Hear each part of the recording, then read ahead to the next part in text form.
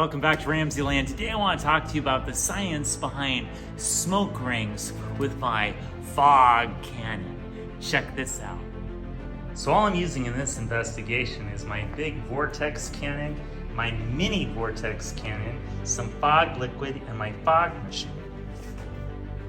The first step is to fill my Vortex cannon with smoke from my smoke machine. Oh, those smoke rings. That is amazing.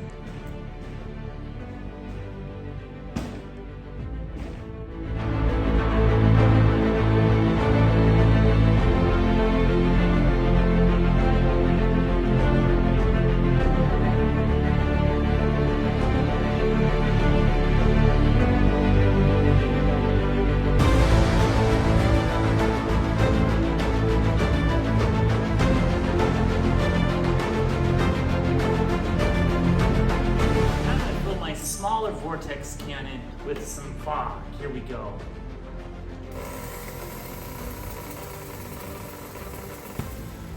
Let's try that out.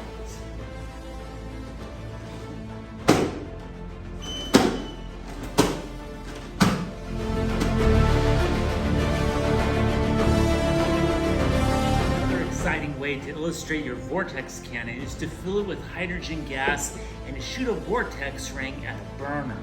Check this out.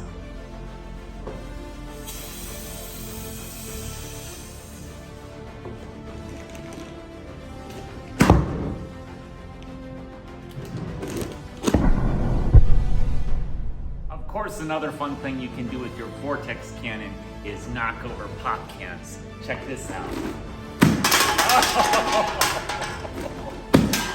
Look at that.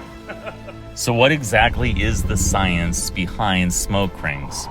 Well, as that smoke vortex leaves the cannon, there's a lot of friction, and the air is actually moving faster in the center of the ring than the edges, and that causes the edges of the smoke ring to curl inward, and that reduces the kinetic energy loss as it travels through the air, kind of like a ball rolling down a hill.